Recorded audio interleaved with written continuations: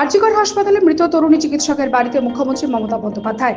পুলিশকে 7 দিনের সময়সীমা বেঁধে দিলেন মুখ্যমন্ত্রী। আরজিকরের অধ্যক্ষ সন্দীপ ঘোষের পদত্যাগের পরও কর্মবিরতিতে অনড় আন্দোলনকারীরা। বিহারের বাবা সিদ্ধনাথ মন্দিরে রবিবার রাতে পদপিষ্টের ঘটনায় মৃত বেড়ে 8।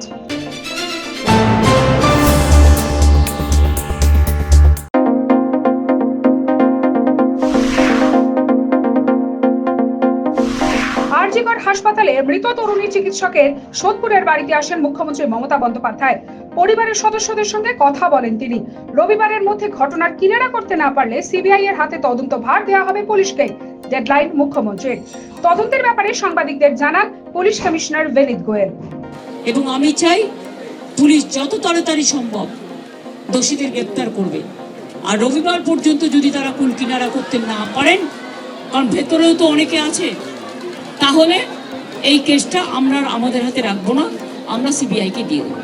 অলরেডি যে ইনভেস্টিগেশন প্রসেসের মধ্যে যারা যারা ওই পিওর কাছাকাছি ছিলেন, কোনো ধরনের কোনো কানেকশন আছে, ইনভলভমেন্ট আছে, প্রত্যেকটা লোককেই ডাকা হচ্ছে এবং ডাকা হবে। তরুণী চিকিৎসকের খুনের ঘটনায় অবশেষে পদত্যাগ করলেন আরজিকরের অধ্যক্ষ সন্দীপ ঘোষ। তার সঙ্গে চাকরি ছাড়ারও সিদ্ধান্ত নেন তিনি। পদ ছাড়লেন অধ্যক্ষ। এরপরেও কর্মবিরতিতে অনড় আরজিকরের বিক্ষোভরত জুনিয়র চিকিৎসকেরা। 6 দফা দাবি পূরণ না হলে আন্দোলন চলবে, সাফ জানিয়ে দিলেন তারা। আমাকে বাধ্য করেছে আমাদের আরজিকরের ছাত্রছাত্রীদের আবেগ, আমাকে বাধ্য করেছে রাজ্যবাসীর সোশ্যাল মিডিয়ার বিভিন্ন পোস্ট। আমাকে কোনো সরকারি কর্মচারী, কোনো মন্ত্রী আমাকে ফোন করেননি বা আমাকে বাধ্য করেন রেজিগনেশন দিতে। আমি স্বেচ্ছায় রেজিগনেশন দিচ্ছি। বাংলার পৌঁটি পেরিয়ে আরজিকর কাণ্ডের প্রতিবাদের ঢেউ এবার দেশ জুড়ে। চিকিৎসকদের বিক্ষোভ এবং কর্মসূচির কারণে বিপর্যস্ত স্বাস্থ্য পরিষেবা। সোমবার দিল্লির এইমস সহ বিভিন্ন হাসপাতাল থেকে শুরু করে কর্ণাটক, উত্তরপ্রদেশেও চিকিৎসকদের একাংশ প্রতিবাদ বিক্ষোভে সামিল হন। কোথাও করা হয় মোমবাতি মিছিল, আবার কোথাও বিচার চাই পোস্টার হাতে হাসপাতালগুলির চত্বরে বিক্ষোভে সামিল চিকিৎসকদের একাংশ। এর পাশাপাশি কেন্দ্রীয় সুরক্ষা আইন কার্যকরের দাবিও তোলা হয় আন্দোলনরত চিকিৎসকদের তরফে। ইউজিসি নেট পরীক্ষা বাতিলের সিদ্ধান্তকে চ্যালেঞ্জ করে সুপ্রিম কোর্টে জনস্বার্থ মামলা হয়েছিল।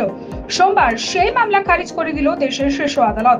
সুপ্রিম কোর্টের প্রধান বিচারপতি ডিওয়াই চন্দ্রচূড়, বিচারপতি জেবি পার্দিওয়ালা এবং বিচারপতি মনোজ মিশ্রের বেঞ্চ জানিয়ে দিয়েছে, এই পর্যায়ে এসে পরীক্ষা ব্যবস্থায় আর হস্তক্ষেপ করা যাবে না।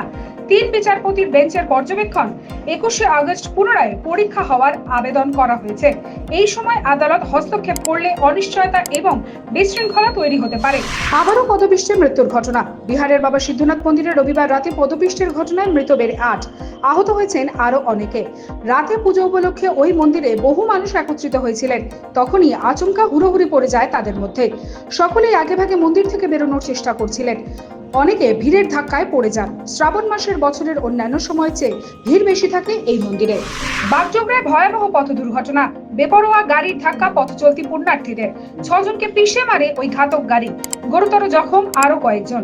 সকাল 7টা নাগাদ 27 নম্বর জাতীয় সড়কে দুর্ঘটনাটি ঘটে।